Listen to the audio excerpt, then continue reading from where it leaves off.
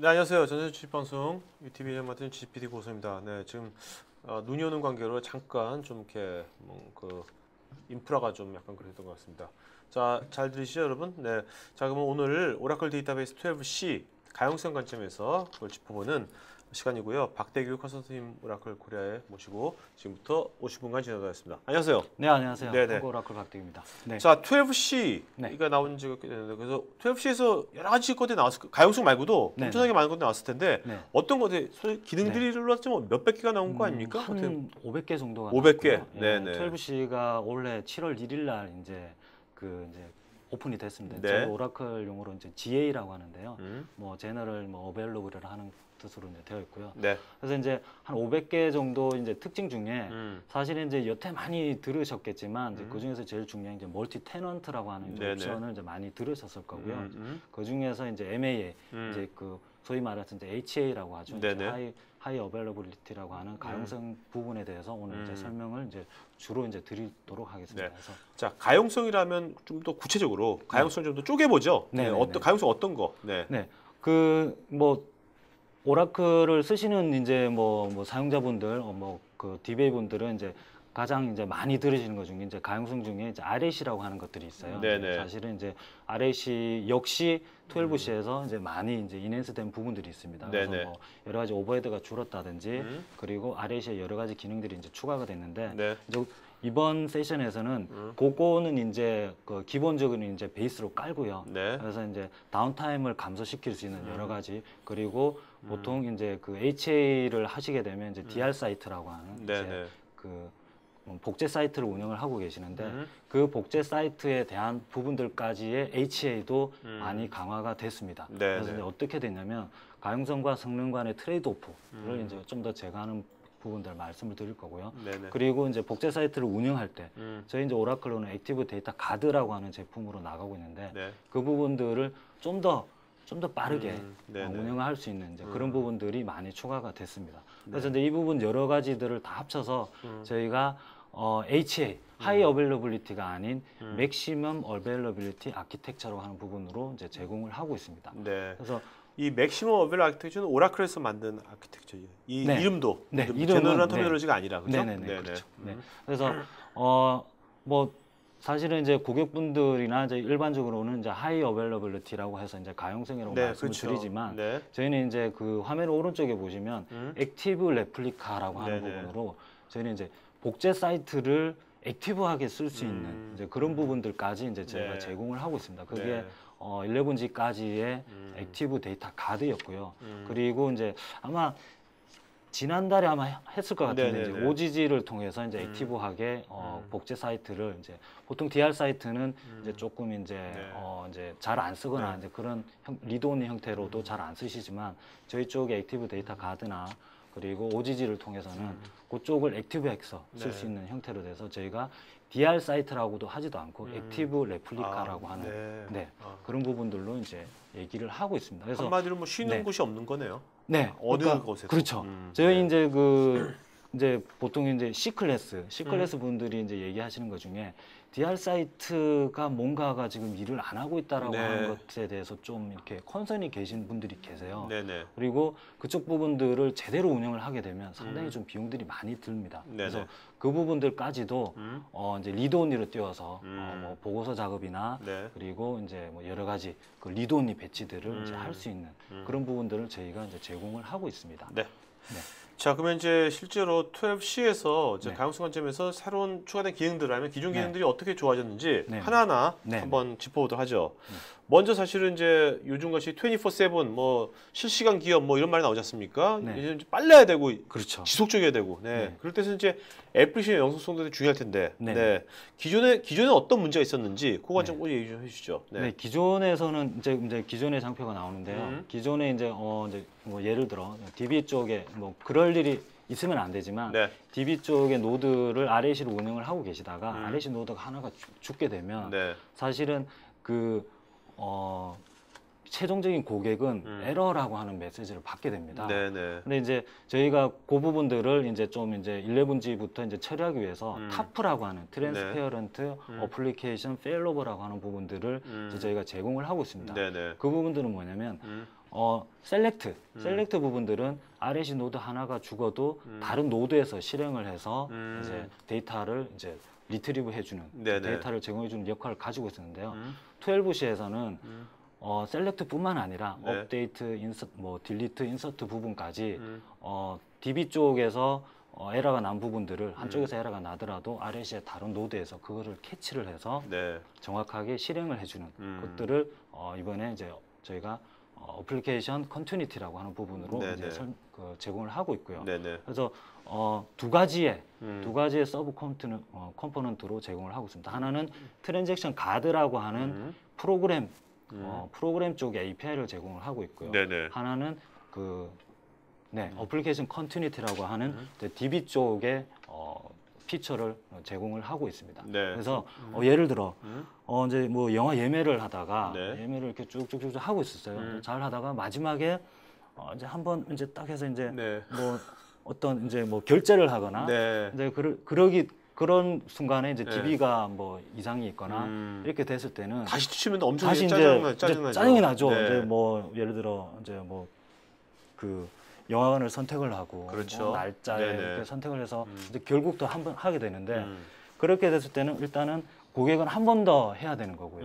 그리고 DB 쪽에서는 이게 커밋이 되어 있는 데이터가 한 번 더 날라올 수도 있는 부분들이죠. 네네. 그래서 그렇게 되면은 사실은 그 데이터에 이제 그러니까 고객이 원하는 데이터가 이제 두 번 이제 부킹이 되는 거죠. 그런 부분들을 이제 최대한 막기 위해서 저희가 그런 부분 트랜잭션 데이터 가드와 네. 그리고 이제 액티비티 컨티뉴티를 이용해서 고객은 한 번 제대로 들어온 부분들에 대해서는 네. 정확하게 살려주자는 의미로 어플리케이션 컨티뉴티를 제공을 하고 있습니다. 네. 그러니까 이건 이제 사용자 관점에서 상당히 이제 좋은 그렇죠. 거네요. 예. 자, 그러면 이제 그다음 두 번째가 이제 글로벌 데이터 서비스도 이것도 12C에서 처음 나오는 네, 용어죠. 처음 기능이죠. 나오는, 네. 네, 네. 얘는 제가 이제 아까 이제 MAA라고 하는 부분들을 이제 큰 그림을 이제 보셨습니다. 한 세 네. 번째 정도 장표되는 건데 그 부분들이 데이터 노드 간, 그러니까 저희가 이제 보통 프라이머리 사이트라고 하죠. 네네. 주 사이트에서의 가용성은 RAC와 여러 가지 뭐 저희 오라클의 ASM 네. 그리고 여러 가지 뭐 하드웨어를 두 개 둔다든지 그런 식으로 보호를 이제 하고 있습니다. 그래서 그 가용성을 보장을 하고 있고요. 네.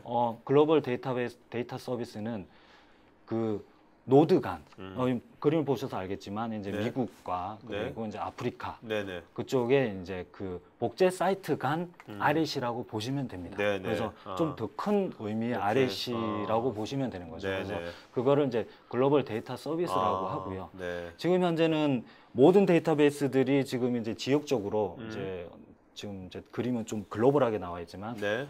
미국으로 따져도 동부 서부가 되면 그렇죠. 그래도 엄청 큰 부분들이거든요. 네, 네. 그 부분들을 정확하게 로드 밸런싱에 대해서 사용할 수 있는 완벽한 방법들이 없습니다. 사실은 그걸 네네. 전부 다 모니터링 할 수 있는 방법도 사실 불가능하고요. 네. 그리고 역시 한쪽 사이트가 죽었을 때 자동적으로 뭐 페일로버가 된다든지 이제 그런 부분들이 이제 사실은 많이 힘듭니다. 사용자가 네. 많이 개입이 돼야 되는 부분들이고요. 그래서 글로벌 데이터 서비스는 RAC 스타일, 네. 노드 사이트 간 RAC 스타일로 이제 운영을 하게 되는데 서비스 페일로버나 로드 밸런싱 네. 이런 여러 가지 부분들을 이제 기본적으로 해주고 있고요. 데이터 웹 서비스와 데이터베이스 서비스 사이에 위치하는 글로벌 데이터 서비스라고 하는 부분들을 통해서 이런 부분들을 이제 저희가 제공을 하고 있습니다. 네. 자, 그러면 이제 뭐 잘 모르신 분들 위해 가지고 액티브 데이터 가드하고 네. 골든 게이트하고 네네. 뭐가 다른 건지, 네. 언제 이걸 쓰는 거, 언제 이거 쓰는 건지 그거 좀 네네. 구분 좀 해주세요. 네. 네. 지금 현재 이제 액티브 데이터 가드를 보고 계시는데요. 네. 액티브 데이터 가드는 기본적으로 액티브한 사이트와 액티브하지 않은 사이트, 네네. 리드 온리 사이트로 구분이 됩니다. 그래서 주로 이제 그 액티브 데이터 가드에 타깃이 되는 사이트들은 리포팅 서비스, 리포트만 하는 거죠. 리포트만 하는 네네. 서비스가 일어날 수 있고요. 그리고 콜센터 서비스와 같이 뭔가 콜센터에서는 뭔가 하고 나면 콜에 대한 여러 가지 뭐 정보들을 남깁니다. 예를 그렇죠. 들어 주민번호가 바뀌었는데 바꿔주세요. 네네. 그런 부분들은 이제 리드라이트성 트랜잭션인 거죠. 네. 그 부분들은 마스터 사이트 지금 네. 화면으로 보시면 왼쪽에 있는 사이트에서 일어나게 되고요. 그래서 왼쪽에서 사이트에서 데이터가 변경이 되면 네. 바로 오른쪽에 있는 액티브 리플리카 사이트로 가는 형태로 되어 있습니다. 그래서 네네. 액티브 데이터 가드에서는 양쪽 다 두 음. 사이트를 동시에 접속할 수 있는 서비스는 리드온리성 서비스고요. 그래서 네. 리포팅 서비스라고 이제 일반적으로 제가 얘기를 합니다. 음. 뭐 레포트를 뽑는다든지 여러 가지 네. 통계를 이제 뭐 웹 서비스를 한다든지 라이트가 없는 그런 서비스들이죠. 그래서 이 부분들에 대해서는 예를 들어 액티브 데이터 가드로 두 사이트를 묶어놨을 때 네. 한쪽 프라이머리 왼쪽에 있는 게 죽었을 때는 오른쪽으로 스위치 오버가 됩니다. 뭐냐면 오른쪽 DB가 리드라이트 모드로 올라오는 거죠. 네네. 그래서 콜센터 서비스는 사실 DB가 어느 DB가 죽었는지 상관없이 네. 바로 오른쪽에 있는 DB에 접속을 해서 음. 그쪽에서 이제 여러 가지 뭐 콜 처리나 그리고 여러 뭐 콜에 대한 결과들을 업데이트하는 네. 그런 형태로 제공을 하실 수가 알겠습니다. 있습니다. 네. 네. 자, 골든 게이트는요? 네. 골든 게이트는 기본적으로 제가 앞에 ADG는 액티브 스탠바이 구조라고 하면 골든 네. 게이트는 액티브 구조가 됩니다. 네네. 그래서 콜센터 서비스, 뭐 리포팅 서비스 전부 다 네. 양쪽 다 가능하세요. 아무데나 붙어. 네, 네네. 가능합니다. 액티브고. 그래서 사실은 이제 그 왼쪽에 있는 노드에서 어떤 발생분이 데이터가 변경이 되면 오른쪽으로 바로 넘어가죠. 네. 그리고 혹시나 콜센터 서비스 중에 어떤 뭐 업무들이 오른쪽에 붙었다 하더라도 변경 부분은 왼쪽으로 넘어가도록 되어 있습니다. 네. 저희가 이제 양방향 싱크가 되는 실시간으로. 실시간 네. 실시간으로 실시간 데이터 정합성을 항상 네, 유지시킨다. 실시간 데이터 정합을 유지하고요. 네. 여기서 한쪽 노드가 죽었을 때는 네. 글로벌 데이터 서비스가 살아있는 다른 쪽 노드로 네. 뭐 저희 트랜잭션을 이제 라우팅을 한다고 그러는데 트랜잭션을 변경을 해서 서비스가 되도록 그래서 글로벌 데이터 서비스의 가장 큰 목표는 한쪽 노드가 완전히 한쪽 사이트가 완전히 죽더라도 네. 사용자는 이거 죽었는지 아닌지 네네. 전혀 인식할 필요 없이 바로 다른 쪽에서 서비스가 되도록 네. 사용자는 전혀 뭐 DB가 죽었는지 뭐 지진이 나서 사이트가 한쪽이 날아갔는지 상관없이 글로벌하게 서비스를 할 수 있는 네. 저희 나라가 이제 글로벌로 많이 진출을 하고 있지 않습니까? 네네. 그래서 뭐 정말로 진정한 의미의 24365 저희가 아침일 때 미국은 뭐 네네. 저녁이고 그래서 서비스는 항상 지속이 되어야 되는 거거든요. 그래서 정말로 글로벌하게 나가게 되면은 24365를 사이트 내에서 24365가 아니라 네. 사이트 간의 24365도 구현을 할 수 있는 네. 저희 오라클 기반의 이제, 서비스라고 볼 수가 그럼 이 있습니다. 글로벌 데이터 서비스에서 아무래도 골든 게이트 쪽이 훨씬 더 강화된 그런 네. 훨씬 더 그런 거네요. 골든 게이트 같은 경우는 이제 여러 가지 이점들이 있는데 가장 큰 이점은 액티브하게 쓰실 수 있다는 네. 거죠. 그럼 네. 이것에 뭐랄까 결점은 아니고 이것에 뭔가 이렇게 항상 양면성이 있는 거지 않습니까? 네네. 이것이 뭐 안 좋은 거랄까 좀 이렇게 뭐 좀 뭐랄까요? 좀 이것을 하는 데 있어서 데이터 가드보다 액티브 데이터 가드보다는 좀 뭐 떨어지는 점은 뭡니까? 얘 같은 경우는 고려의 대상이 좀 더 네, 까다롭다 그럴까? 조금 더 네. 왜냐하면 네. 이렇게 액티브가 더 많은 것들을 제공을 하고 있기 때문에 네. 사실은 이제 그 어드민하는 운영 관점에서 보면은 사실 액티브 스탠바이에서 스탠바이가 약간 죽어 있더라도 사실은 네. 바로 올릴 이유는 사실 없어요. 네. 그렇지만 액티브는 사실 항상 액티브가 되어 있는 상태가 최상이고 네. 그렇게 그러니까 두 사이트가 동시에 일하고 있기 때문에 성능 자체는 좋지만 그 성능을 유지하기 위해서는 조금 더 뭐 2배의 노력은 아니지만 뭐 한 1.2배 정도의 노력이 조금 더 이제 필요하다라는 게 네, 이제 알겠습니다. 네. 자, 그다음에 기존에 있던 데이터 가드는 또 어떻게 이제 개선됐는지 보도록 하죠. 네. 이제 그러면 이제 개선되기 전은 네. 어떤 문제가 있었는지 네. 좀 말씀해 주시겠습니까? 네. 저희가 이제 데이터 가드는 이제 이제 뭐 DR 사이트 저희는 이제 액티브 레플리카라고 하는 이제 네. 스탠바이 쪽에 이제 데이터에 예를 들어 프라이머리 사이트가 죽었을 때 네. 스탠바이에 있는 그 DB가 가장 최신의 데이터를 유지하기 위해서 싱크 방식을 쓰게 되면은 거의 뭐 1초의 갭도 없이 이제 하실 수 있는데 네. 이렇게 되면 거리가 멀어짐에 따라서 음. 네트워크 지연 시간에 의한 네네. 데이터의 지연이 생길 수가 있습니다. 네네. 네, 그래서 뭐 사실은 그래서 이제 하다 보니까 이제 어싱크, 네, 어싱크 방식으로 이제 많이 운영을 하시게 되는데요. 네. 어싱크 방식은 이제 아시겠지만 싱크 방식이 아니다 보니까 프라이머리가 죽었을 때 스탠바이로 넘기지도 못하고 죽었던 데이터, 네네네네. 그리고 오지도 못한 데이터, 예를 들어 어. 뭐 멀다 그러면 그 부분의 데이터 로스는 이제 날아가는 이제 거죠. 날아가는 이제 네. 그런 위험 요소들이 사실 이제 있고요. 음. 그래서 지금 이제 저희가 싱크도 문제가 좀 있고, 그죠? 네. 싱크도 문제가 있고, 어싱크도 문제가 네, 있고. 뭐 싱크 같은 경우는 네. 이제 데이터 정합성은 맞지만 그렇죠. 뭐 약간 이제 거리가 멀어지거나 이제 네네네. 그랬을 때는 네. 이제 좀 이제 그 네트워크 지연 시간 같은 부분들 때문에 이제 문제가 있을 수 있죠. 네네. 어싱크는 이제 어싱크이다 보니까 그만큼의 이제 데이터가 누락될 이제 가능성들이 이제 존재하는 거고요. 네. 자, 그래서 개선된 거, 이걸 개선시킨 게 뭡니까, 네. 그러면요? 저희 그 12C에서 네. 이제 뭐 액티브 데이터 가드 파싱크라고 하는 부분들을 파싱크. 네네네.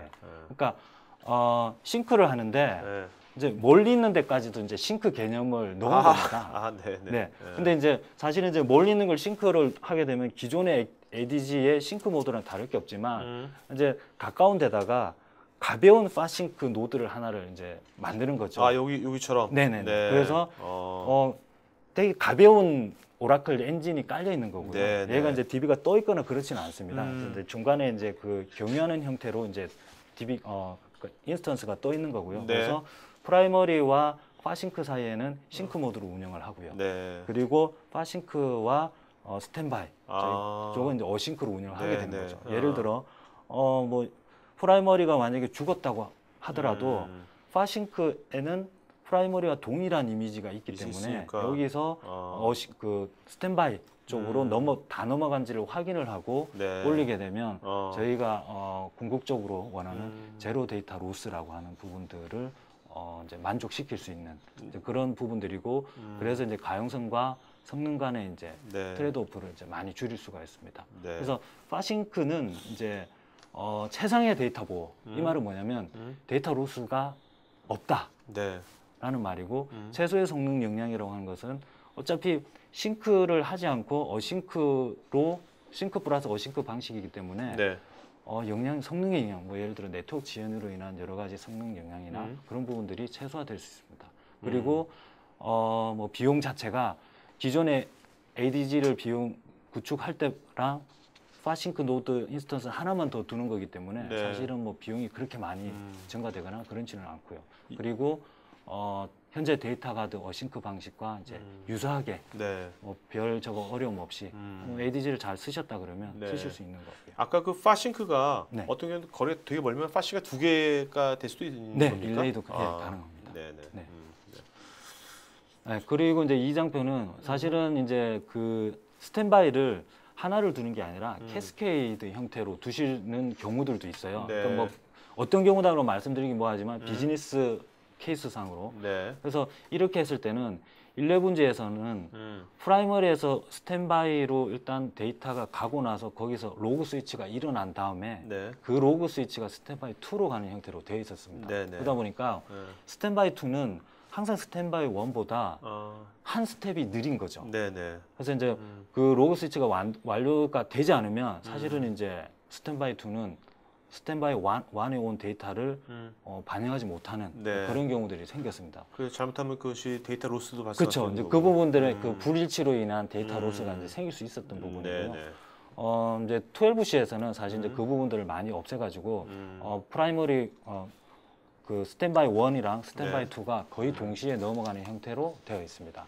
네. 네. 그리고 이제 이 장표는 그 12C에서도 파싱크를 그 싱크 모드로 운영을 하실 수가 있습니다. 네. 그러니까 보통 파싱크를 싱크 어싱크가 아니라 네. 싱크로도 운영을 하실 수가 있어요. 싱크 사이에다 파싱크를 넣는다고요? 네, 네. 그럴 수도 있고 그냥 파싱크 없이 네.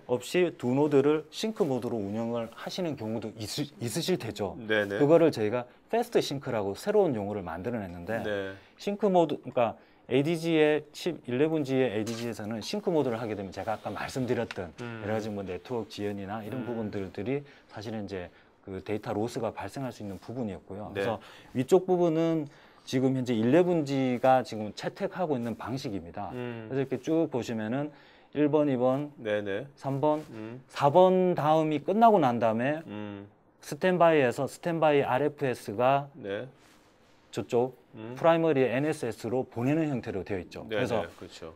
스탠바이에서 모든 일이 일어나고 나서야 프라이머리한테 나 다 끝났어라고는 네네. 어크날리지를 주는 형태로 되어 있었습니다. 그래서 네. 그 부분에 해당되는 이제 지연들이나 오버헤드가 좀 있었죠. 네. 밑에는 이제 12C의 이제 패스트 싱크 내용인데요. 얘는 RFS가 데이터를 제대로 받기만 하면 네. 바로 어크날리지를 보내버립니다. 아, 네. 그러면 네. 프라이머리는 끝났네 하고 다음 작업을 할 수가 있는 거죠. 네네. 하지만 스탠바이에서는 이제 RFS가 정확하게 스탠바이 리드 로그에다가 적고 하는 여러 가지 데이터 어플라이 작업을 추후에 하는 형태로 네네. 바뀌어졌습니다. 그래서 사실은 파싱크가 아닌 12C에서는 그냥 데이터 가드를 싱크 모드로 운영을 해도 네. 11G ADG의 싱크 모드로 운영하는 것보다는 훨씬 더 네. 조금 더 데이터 로스가 적고 성능이 좀 더 좋고 그리고 여러 가지 뭐 싱크 거리를 늘릴 수 있는 그런 형태들이 이제 가능하게끔 되어 있습니다. 네. 자, 그럼 이제 알맨 좀 알아보도록 하죠. 네. 일단 알맨은 좀 백업 쪽에 네. 네네. 저희 이제 알맨은 이제 뭐 대부분 다 아시겠지만 그 리커버리 매니저라고 네. 하는 오라클 엔진을 까시게 되면 아마도 공짜로 쓰실 수 있는 저희 네네. 쪽에 이제 사실은 리커버리 툴입니다. 네. 근데 이제 리커버리를 테이프에다가 이제 리커버리나 백업을 받으시게 되면 사실 이제 백업도 되는 툴이라서 저희가 리커버리 매니저지만 백업 툴로 저희가 이제 네네. 포지셔닝을 하고 있고요. 네. 그래서 12C에서는 백업에서 테이블 하나만 리커버리를 하실 수가 있습니다. 뭐냐면 리커버리 그러니까 백업을 이렇게 전체 테이블을 백업을 다 받으시고 나면 네. 사실 그 테이블 하나를 지금 11G에서는 받으시려면 다시 전체를 어딘가에다가 네, 그렇죠. 다른 사이트에다가 하고 네. 거기서 이제 뭐 예를 들어 셀렉트해서 셀렉트해가지고. 예, 뭐 저희 뭐 익스포트나 그런 걸 해서 가지고 와서 다시 놓는 형태로 되어 있었는데 네. 사실 좀 이제 절차들이 복잡하죠. 오버헤드가 그렇죠, 많죠. 오버헤드도 엄청 많고 네. 사실은 뭐 1테라를 백업 받았는데 그 중에서 그럼요. 100메가짜리만 제가 리커버리를 네, 네. 하려고 하면 네. 1테라를 어딘가에 리커버리하고 하는 그런 것들이 이제 했었어야 되는데 네. 12C에서는 리커버 테이블이라고 하는 명령을 통해서 하나 또는 뭐 여러 개의 테이블 네. 단위로 복구가 가능합니다. 그러니까 이 명령어가 새로 생긴 거네요. 네. 그렇죠? 네. 그래서 이제 얘는 개개의 테이블에 대해서 네. 포인트 인 타임으로 가능하세요. 네. 예를 들어 내가 어제적 받았지만 그 전날 12시 거를 버전을 리커버리를 하고 싶어요. 아, 네. 그렇죠? 네. 그러니까 하루치를 이제 뭐 네네. 하루치는 잘못 들어갔어. 네, 잘못 들어갔어. 그래서 하루치를 버리고 그 전날 뭐 백업받던 걸로 네네. 복구를 하겠다. 그런 부분들도 간단하게 됩니다. 네. 그래서 이제 그 부분들로 이제 어차피 MAA에 왜 알맨이 나오냐? 네. 사실은 MAA는 저희가 오라클이 볼 때는 하드웨어적으로 가용성을 보장한다가 아니라 데이터를 어떠한 위험에 휴먼 에러까지도 에서도 보장을 한다라고 하는 게 MAA의 저희 가장 큰 목표거든요. 그래서 네. 이제 알맨까지도 이제 이렇게 나오게 된 거죠. 자, 그다음에 이기종도 있을 거 아닙니까? 네. 이기들 간에는 어떻게? 예. 네. 그래서 지금 이제 현재 그 기존에 이제 쓰시던 이제 어떤 게 이제 뭐 이제 쉽게 이제 AIX라고 표현을 했고요. 네. 그리고 이제 새로 이제 들어오는 장비가 이제 뭐 솔라리스나 네. 이제 이런 식으로 된다고 했을 때는 지금은 정말 이 부분들이 어렵습니다. 그래서 전체를 익스포트 백업을 받아서 다시 임포트를 하는 그런 형태가 되는데요. 사실은 제일 좋은 부분은 파일을 카피를 해서 DB를 띄우는 게 제일 빠른 방법이죠. 네네.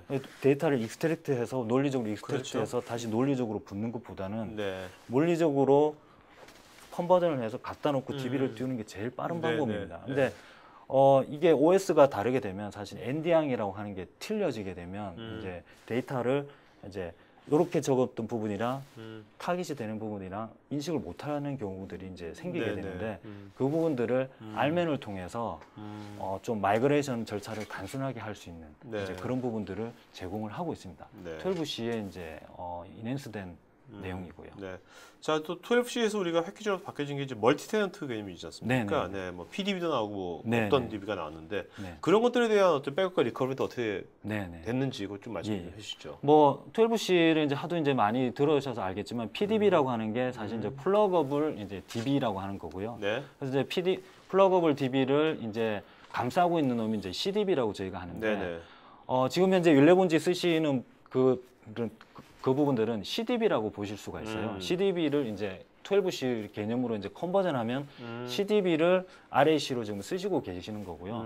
근데 이제 PDB 개념으로 넘어가다 보면 네. PDB만 따로 받아야 될 경우가 있습니다. 그래서 12C에서 이제 백업과 리스토어는 PDB 개념, PDB 단위로도 백업을 받고 네. PDB 단위로 리스토어가 가능합니다. 음. 또 어떤 경우가 있냐면 CDB 전체를 백업을 받아놓고 네. 이제 통 백업이죠. 음. 거기서 PDB의 한 PDB만 또는 뭐 여러 개의 PDB만 다시 리스토어 할 수 있는 네. 그런 개념들을 이제 제공을 하고 있고 그렇게 되면 상당히 이제 좀 편한 거죠. 왜냐하면 네네.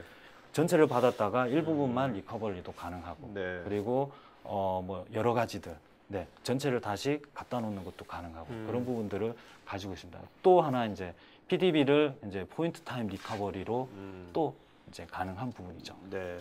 하여튼 뭐 데이터베이스를 뭐 백업하고 리스토어하는 그런 쪽에 일하시는 분들한테 되게 편안하고 네, 유용한 네. 이제 도구가 되겠네요. 자, 이런 거 할 때 우리가 보는 성능 이슈들도 있잖아요. 네, 네, 그런 네. 것들은 어떤지 지금. 네. 그 알맨을 이제 백업을 이제 지금까지 이제 11G에서 받으시면 사실은 그 이미지 카피나 인크리멘털 백업을 받을 때는 네. 사실은 그 멀티 세션이 아닌 원 섹션으로 받으셨어요. 그래서 네. 뭐 쉽게 얘기를 드리면 패러럴로 뭔가를 받으실 수는 없었다라는 거죠. 근데 이제 12C에서는 이제 이미지 카피와 인크리멘털 백업에 대해서도 여러 세션이 한꺼번에 붙어서 멀티로 백업을 받을 수가 있습니다. 네네. 그리고 이제 보통 이제 저희가 DBA들 이제 DB를 관리하시는 분들이 가장 힘들어하시는 부분이 뭐냐면 뭔가 DB를 하나 만들어줘. 네. 그리고 데이터를 여기다가 부어줘. 네. 한마디로 복제인 거죠. 네. 네. 왜 네. 뭐 그런 경우가 상당히 많이 일어나고 그렇죠. 있습니다. 왜냐하면 현재 주 DB는 계속 이제 움직이고 있는 DB고요. 그거를 이제 특정 스냅샷을 떠가지고 개발 DB나 테스트 DB를 이제 만들어서 이제 개발자들한테 사실 이제 오픈을 하게 되는데요. 왜냐하면 주 DB에 개발자들이 붙으면 그렇죠. 사실 이제 여러 그렇죠. 가지 그렇죠. 뭐 네. 보안적인 그런 것도 있고 그래서 이제 만들어 주는데 그 작업들이 사실은 시간이 네. 많이 걸리고 뭐 예를 들어 뭐 10시간을 작업을 했는데 마지막에 에러가 났다 그러면 사실 네. 재작업하는 경우들도 있고 네. 저도 이제 그런 부분들을 많이 했는데요. 어. 12C에서는 물론 이제 그 11G에서도 약간 비슷한 개념이 있었지만 간단하게 스탠바이 데이터베이스를 만들어 놓고 알맨을 통해서 네.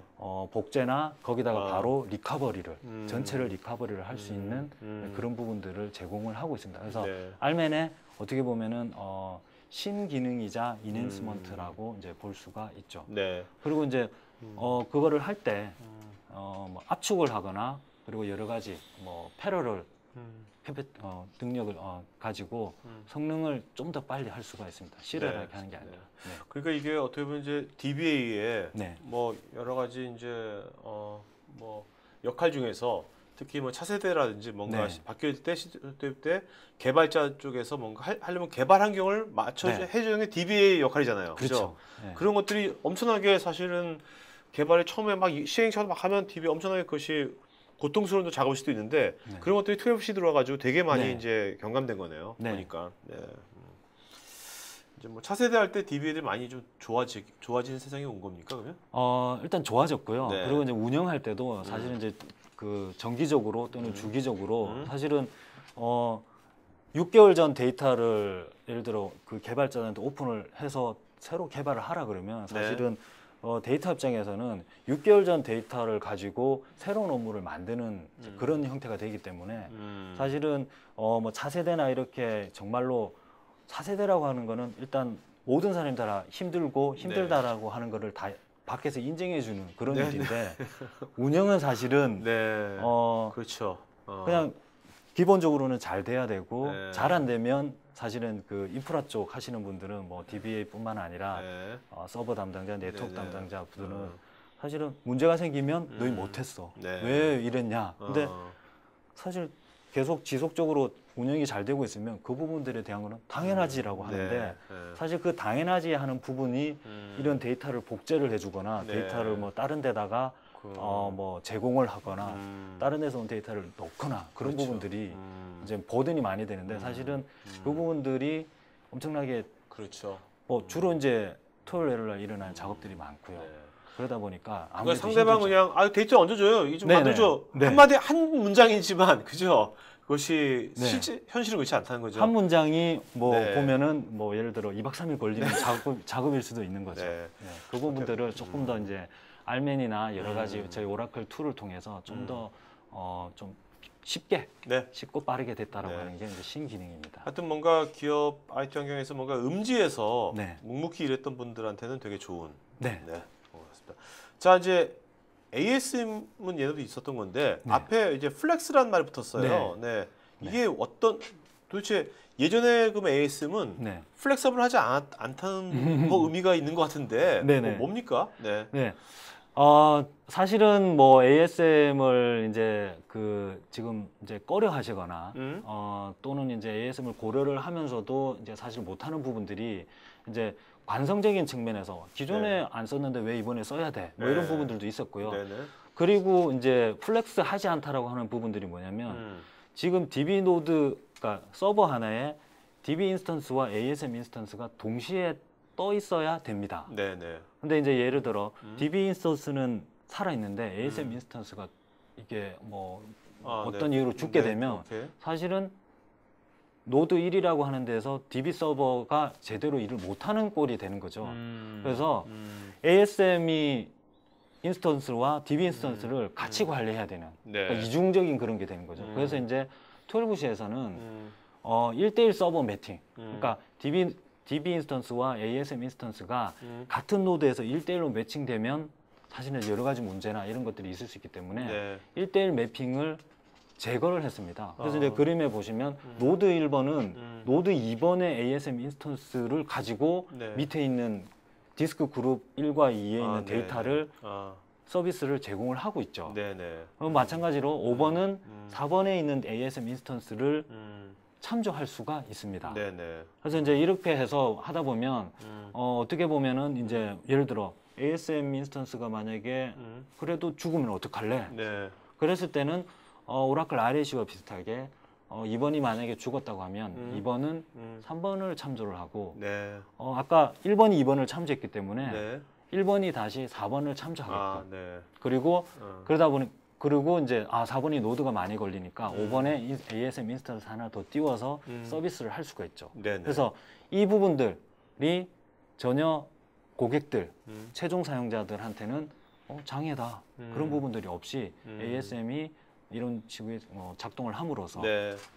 그런 부분들을 많이 이제 제거를 했습니다. 그래서 저희가 이제 플렉스 ASM이라고 하는 이제 새로운 이제 용어를 만들어냈고요. 네. 아무래도 뭐 이렇게 되면 이제 ASM을 네. 뭐 기존보다는 좀 더 사용자들이 좀 더 많이 사용할 수가 있겠네요. 네. 아무래도 그죠? 네. 뭐 저희 뭐 이거는 좀 이제 약간 벗어났지만 네. 저희 이제 그 오라클의 엑사데이터 같은 경우는 ASM이 기본이거든요. 저희 이제 뭐 다른 식이 아니라 ASM 기본이기 때문에 사실은 그 부분들에 이제 되면은 훨씬 더 네. 장애 포인트가 줄어들기 때문에 좀 더 안정적으로 성능 빠른 뭐 어플라이언스를 좀 네네. 더 안정적으로 운영할 수 있는 그런 기반이 되겠습니다. 네.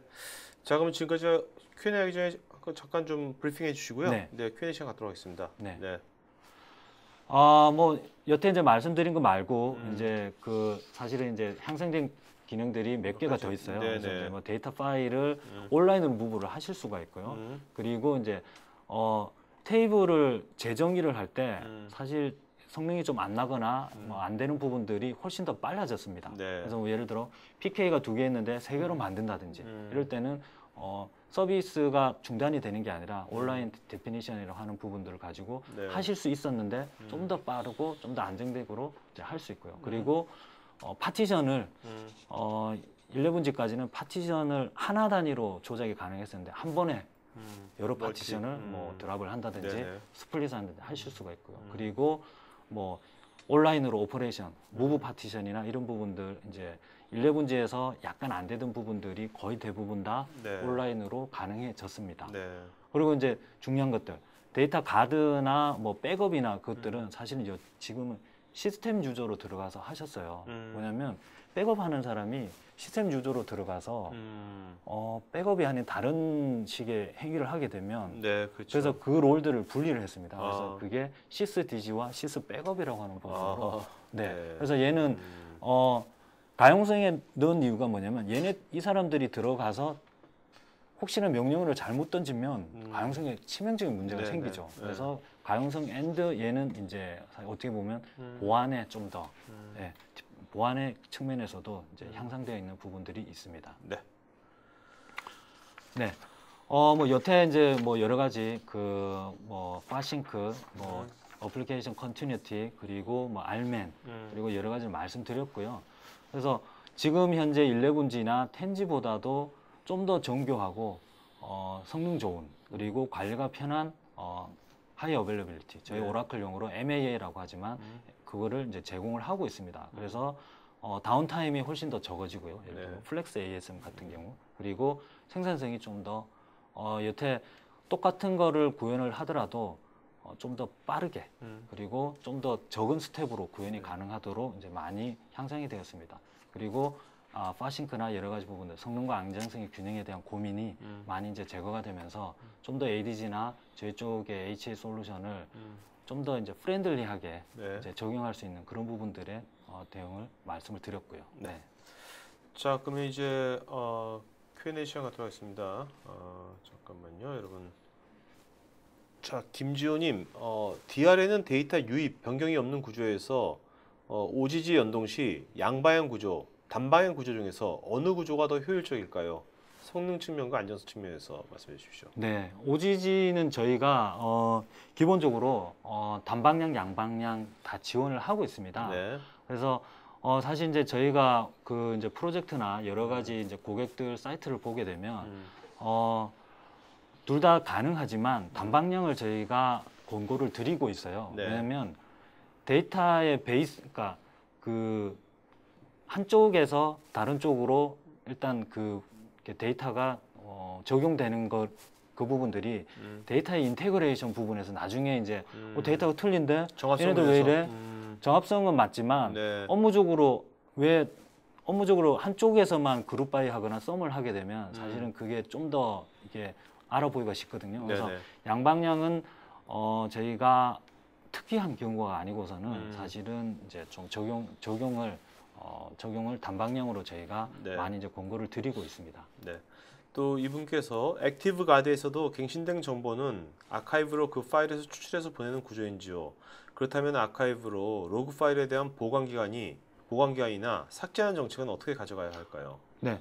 액티브 데이터 가드는 데이터 가드와 비슷하게 아카이브에서 들고 가는 게 아니라 저희 네. 그 리드로그에서 네네. 리드로그에서 들고 가는 부분들이기 때문에 네. 아카이브랑은 사실은 이제 상관이 좀 없다라고 볼 수가 있습니다. 네. 그래서 뭐 그 부분들이기 때문에 아카이브 정책이나 이런 부분들은 서로 주 사이트와 레플리케이션 사이트를 다르게 가져가셔도 되는 거죠. 네.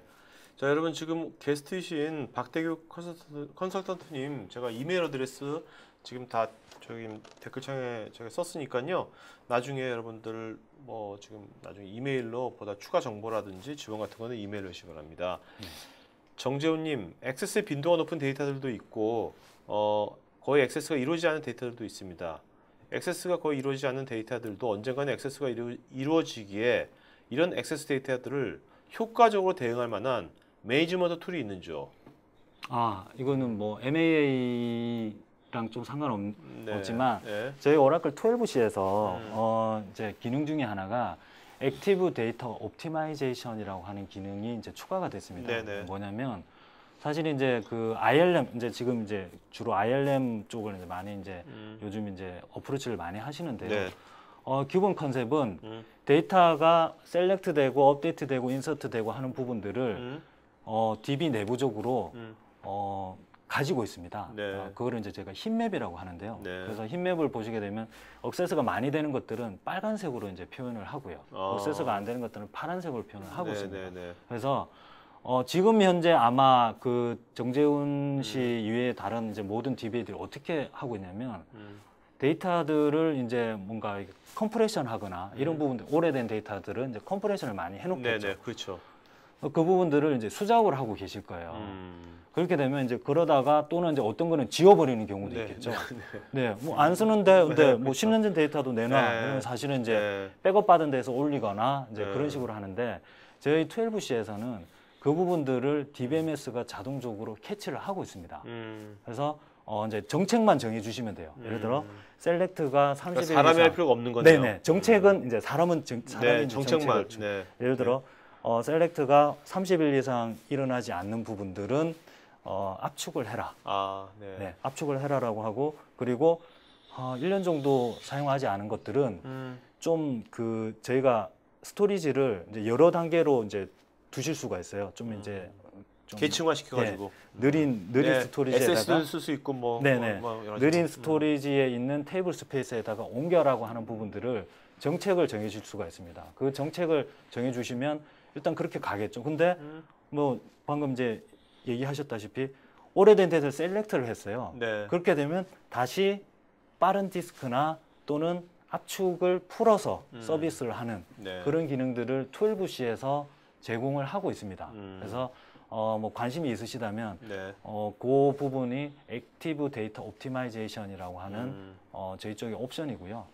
그 부분들은 저희 이제 11G에서는 사실 이제 하기 힘들지만 12C에서는 구현이 가능하고 정책만 정해주시면 되는 걸로 알겠습니다. 박재범님, 온라인으로 유지보수 작업 시 장애를 대비한 방법, 솔루션에 대해서도 설명 부탁드립니다. 네. 이건 뭐 저희 이제 어차피 이제 저희 이제 오라클 쪽이니까 사실은 이제 저희 오라클의 이제 RAC나 여러 가지 그러니까 노드 안에서 한 사이트 안에서 할 때는 저희가 일반적으로 DBMS 서버를 뭐 업그레이드를 하거나 DBMS 자체를 패치를 하거나 할 때 한쪽을 뭐 죽이고 나머지 한 노드로 서비스를 하고 있고요. 그래서 이쪽이 되게 되면은 이쪽을 올리고 이쪽을 다시 작업을 해서 결국에는 RAC를 맞춰주는 그런 이제 저희가 보통 이제 롤링 업그레이드, 롤링 패치라고 하는 부분들을 이제 DBMS 상에서는 제공을 하고 있습니다. 이제 뭐 OS나 이런 부분들은 사실 이제 OS 디펜던트한 부분들이기 때문에 OS가 물론 이제 DB를 내려놓고 OS부터 새로 쭉 하셔도 되는 거죠. 그래서 저희가 뭐 RAC나 액티브 데이터 가드를 쓰시게 되면 액티브한 노드랑 그리고 작업하는 노드를 따로 작업을 하셨다가 작업이 끝나게 되면 다시 묶어주는 형태로 저희가 서비스를 이제 하는 것들을 이제 저희가 구현을 해드리고 있습니다. 박종수님, 파싱크는 어느 사이트에 놓여지는지요? 네, 그냥 지역적으로 말씀드리겠습니다. 자, 주 사이트가 서울이고요. 뭐 그 레플리카 사이트, 복제 사이트가 부산이다 그러면 수원 정도 됩니다. 거리로 봐서나 네네. 오케이. 자, 오정태님, 오라클이 10G, 11G, 12C로 계속해서 진화하면서 좋은 기능 제공해 주는 것은 좋은 현상입니다. 10G에서 12C로 가야 하는 가장 특징적인 것 3가지 정도만 말씀해 주시고 유지보수 지원 종료 기간이 버전별로 좀 길게 했으면 좋겠는데 현재는 너무 짧습니다. 네, 일단은 그 10G에서 11G로 가시는 걸 이제 많이 이제 고려들 하고 계시죠. 근데 이제 12C가 이제 12C가 나오면서 이제 고민들이 더 생기셨어요. 10G에서 11G 갔다가 12C로 가야 되냐, 아니면 바로 가도 되냐. 사실 이제 저희가 사실은 한국의 큰 고객들이 사실은 이제 아직도 이제 10G를 쓰고 계시는 분들이 고객들이 좀 있으세요. 그래서 이제 결론부터 말씀드리면 10G에서 12C로 바로 가셔도 사실 문제가 없습니다. 바로 고려하고 계시는 사이트들도 있고요. 그리고 가야 되는 이유, 제가 첫 번째 말씀드렸던 아까 ADO라고 하는 액티브 데이터 옵티마이제이션이라고 하는 부분, 자동으로 압축을 하고 자동으로 스토리지 티어링, 스토리지 계층화를 해서 옮겨주고 그 부분 하나랑요. 아까 전 세션에서 잠깐 나왔는데 데이터 리덱션이라고 하는 부분이 있습니다. 뭐냐면 데이터를 저희가 암호화를 해서 데이터를 저장을 하더라도 데이터가 이렇게 디스플레이 될 때 네. 여러 응용 프로그램에서 예를 들어 뭐 앱이든 네네. 아니면 기존에 그 쓰고 계시던 클라이언트 서버 또는 웹 프로그램에서 디스플레이 될 때 네. XXX로 하셔야 되는 부분들이 있어요. 네네. 그래서 보통은 그냥 디스플레이 마스킹이라고 하죠. DB에는 제대로 적용이 되어 있지만 네. 이제 디스플레이 시에 XXS로 보이는 거. 네네네. 그래서 저희가 카드를 끌게 되면 그렇죠. 카드 번호의 일부분이 XX 되는 네네. 그런 부분들이 있습니다. 저희 그 부분들을 저희가 바로 DB에서 제공을 해주고 있어요. 네. 데이터 리덱션이라고 하는 옵션으로 제공을 하고 있습니다. 음. 그게 두 번째고요. 나머지 한 부분은 사실은 그 관리적인 측면인데 아까도 잠깐 말씀드렸다시피 뭐 여러 가지 그 온라인 오퍼레이션 사실은 어떤 오퍼레이션들은 온라인으로 안 되는 오퍼레이션들이 있어요. 네. 그 말은 뭐냐면 토요일이나 일요일날 작업을 하셔야 된다는 거죠. 네네. 밤이나. 근데 낮에 좀 그 예를 들어 뭐 점심시간 사실 별로 쓰는 경우가 없을 네네. 때는 사실 온라인 오퍼레이션들을 하실 수가 있는데 그 부분들이 엄청나게 많이 적용이 되어 있습니다. 파티션들도 이제 적용됐고요. 그래서 네. 한 세 부분 정도고 나머지의 유지보수 쪽은 저희가 네. 뭐 이분이 과연 어떻게 정책을 만드신 네. 분이 아니기 때문에 네, 그 부분은 이제 네. 뭐 다른 식으로 네. 이제 어필을 하셨으면 알겠습니다. 좋겠습니다. 자, 그리고 여러분 설문조사 좀 하고 있으니까요. 다 해주시면은 저희가 더 좋은 방송 만드는데 반영하도록 하겠습니다. 김홍준님, DR을 2개 사이트에 보낼 수 있는지요? 즉 1, 2, 3 이러한 방식이 가능한지요? 네, 두 개 사이트를 저희 그 액티브 데이터 가드가 두 개 사이트로, 그러니까 1대1 방식으로도 가능하고요. 네. 아까 잠깐 말씀드렸다시피 캐스케이드 형태도 가능합니다. 기본적으로 제공을 하고 있고요. 뭐 그 부분들에 대해서 아까 좀 성능상의 문제나 지연이 생길 수 있는 부분들 12C에서 많이 해결이 되어 있습니다. 네. 정규성님은 이분은 이제 9i를 쓰고 있어요. 네, 그래서 이제 9i에서 12C로 바로 간다면 이때 별도의 마이그레이션 해야 하는지 아니면 바로 갈 수 있는지.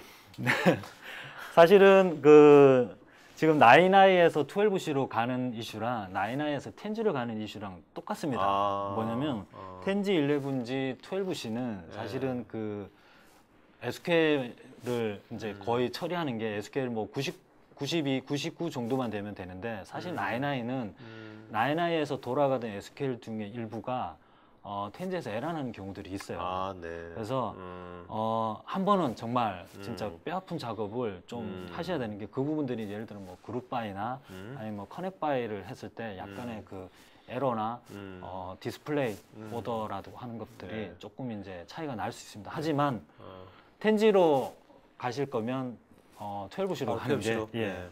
그럼 이런데 뭐 오라클 코리아도 있겠지만 이런 우리나라에 네. 이렇게 뭐 9i라든지 네. 예전 올드 데이터베이스에서 최신으로 가는 데 있어서 네. 아까 그런 이제 약간 뼈아픈 네. 과정을 좀 그 도와주는 네. 그런 전문 기업들도 있습니까? 뭐 제가 알고 있기로는 네. 뭐 대형 SI 쪽도 경험들이 있고요. 그리고 이제 그 데이터만 뭐 네. 예를 들어 튜닝, 뭐 마이그레이션 부분만 하는 부분들에 대해 네. 그런 업체들 대부분 다 경험들을 많이 가지고 계십니다. 네, 알겠습니다. 자, 그다음에 김종환님께서는 국내에서 12C를 사용하는 사이트가 있는지요? 뭐 아직은 사실은 네. 저희 국내가 약간 이제 보수적인 네. 그렇고요. 10G에서 바로 12C로 고려하고 있는 사이트는 있습니다. 네. 라준규님, 국내에 집중되어 있는 서버들을 해외 성능 향상을 위해서 분산 배치 시 DR을 어떻게 구성하는 게 효과적일까요? 네. 뭐 사실 제가 아까 말씀드렸다시피 액티브 데이터 가드를 사실 뭐 쓰시는 게 사실 맞을 것 같고요. 네. 그리고 이제 예를 들어 해외에서도 뭔가 트랜잭션이 일어나서 그게 트랜잭션이 국내에도 들어와야 된다 그러면 네. 사실은 OGG를 양방향으로 운영하시는 것도 하나의 방법입니다. 그래서 뭐 최근에 이제 사례 같은 경우에는 모 건설 회사가 조금 이제 네트워크가 정말 안 좋은 네. 이제 그런 진짜 해외 사이트랑 이제 한 번씩 이제 뭐 DB 전체를 백업을 받아서 여기다가 뭐 부어가지고 네. 통계 작업을 하거나 결산 작업을 하고 다시 그거를 해당되는 부분만 보내고 했던 네네. 약간의 그 딜레이가 많은 부분들을 했었는데요. OGG를 통해서 양방향 그쪽에서 인서트 되는 게 실시간으로 저희 쪽으로 오고 네. 그런 식으로 이제 구현한 사례도 있고요. 만약에 DR이다 그러면 사실은 액티브 데이터 가드를 통해서 하시는 것도 충분히 가능하십니다. 네. 자, 정재훈님께서는 아까 회사마 도입 시에 고려할 부분이 달라서 주제를 약간 벗은 질문 드렸는데 좋은 답변 감사드립니다. 뭐 괜찮습니다. 네. 저희 아까 좋은 질문이었고요. 네. 자, 그리고 자, 김종환님, 오라클 12C를 구입하고 PS 계약을 하지 않으면 DB를 삭제해야 하는지요? 뭐 PS 계약이라고 하는 게 프리미엄 서포트 쪽에 저희 쪽에 서비스 쪽 계약인 것 같은데요. 이 부분은 뭐라고 말씀드리기가 네. 알겠습니다.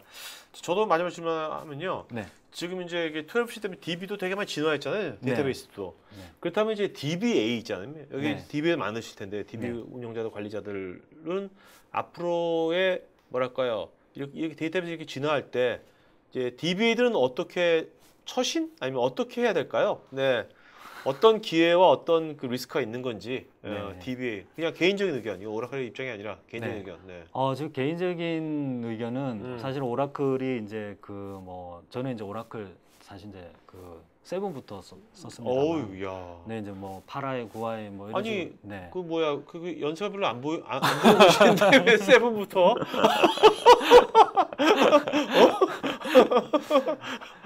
중학교 때부터 썼나 세븐?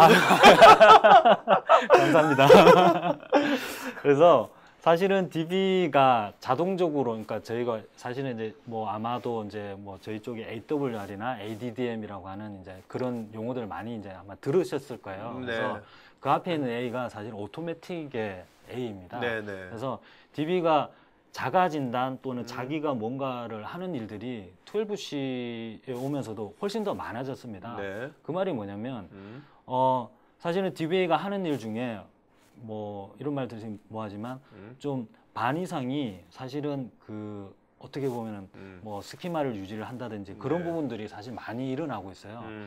그래서 제 개인적으로는 DB를 어차피 계속 하신다 그러면 사실은 성능 결국에 DB를 쓰는 이유 또는 오라클이 아직까지 이렇게 시장 점유율을 많이 가져가고 있는 이유가 사실은 성능 앤 가용성이거든요. 네네. 그래서 성능 관리 측면에서 뭔가를 좀 더 스킬이나 네. 그런 부분들을 많이 쌓아가시는 게 이제 네. 그러려면 이제 여러 가지 그 운영에 대한 이슈들은 사실 좀 더 간편하게 지금 네. 수작업을 하고 계시다 그러면 네.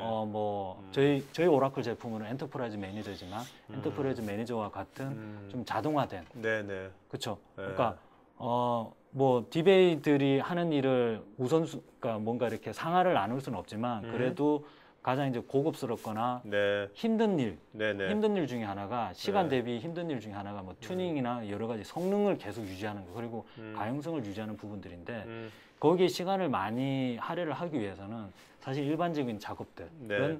좀 이제 뭐 자동화 내지는 다른 여러 가지 툴들을 적극적으로 사용하셔야 된다고 봅니다. 네. 그래서 궁극적으로 성능 관리, 기업의 그러니까 DB를 성능 관리를 완벽하게 할 수 있는 네. 그런 능력들이 이제 좀 더 필요하다라고 이제 볼 수가 있겠죠. 고맙습니다. 네. 자, 오늘 여기까지 마치는 걸로 하겠습니다. 네. 자, 오늘 수고해주신 박대규 컨설팅께 여러분 박수 좀 부탁드리겠습니다. 네, 고맙습니다. 감사합니다. 네, 네.